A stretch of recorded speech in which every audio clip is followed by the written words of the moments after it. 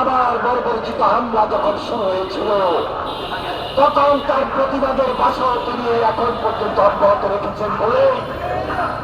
আজকে বিএনপির নেতৃত্ব আমাদের ছাত্রদল এবং আগামীকাল বিএনপি এই প্রতিবাদের কর্মসূচি গ্রহণ করেছে। আমরা এই প্রতিবাদ থেকে স্পষ্ট জানিয়ে দিতে চাই, জাতিসংঘ, বিশ্ববিবেক, মুসলিম উম্মাহ, পশ্চিমা পরাশক্তি এবং গণতান্ত্রিক দেশসমূহ সবাই মিলে এক বাক্যে একযোগে প্রতিবাদকে আরো কড়া করতে হবে এবং ইসরায়েলকে নিষিদ্ধ ঘোষণা করতে হবে।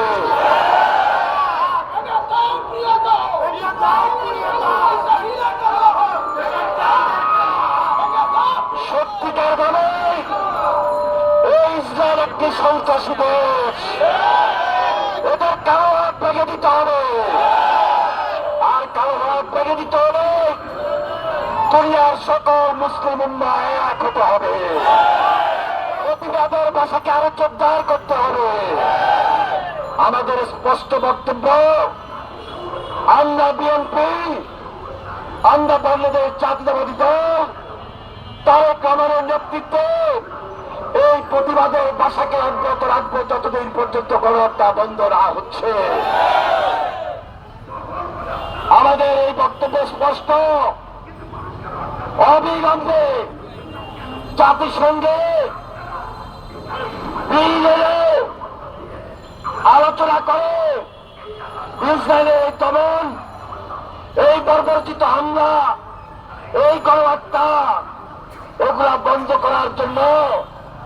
কঠিন উদ্যোগ গ্রহণ করতে হবে।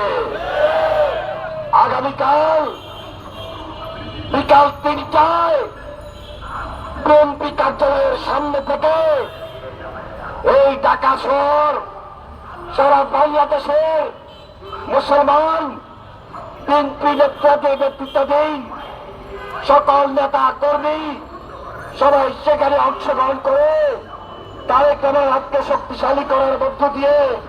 তারেক রহমানের নেতৃত্বে প্রতিবাদের ভাষাকে আরো জোরদার করে তুলতে হবে। আমরা চাই একটা শান্তিপূর্ণ রাষ্ট্র,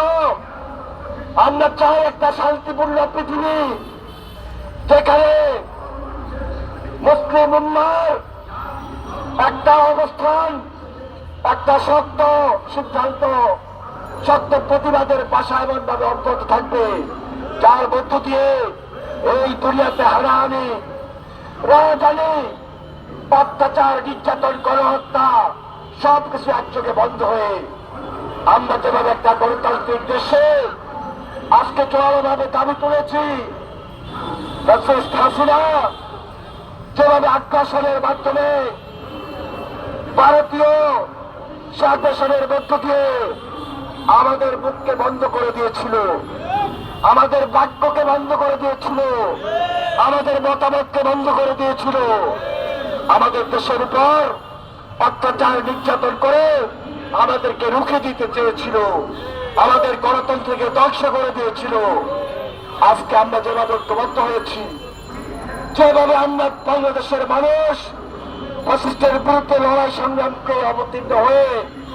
বাংলাদেশের গণতান্ত্রিক ধারাকে অব্যাহত রেখেছি, এইভাবে গোটা দুনিয়ায় সবাই যদি জুলুমের বিরুদ্ধে, অত্যাচারের বিরুদ্ধে, নির্যাতনের বিরুদ্ধে, গণহত্যার বিরুদ্ধে আমরা প্রতিবাদকে জাগরিত করি, আমার বিশ্বাস এই পৃথিবীতে মুসলমান যে একটা শক্তি,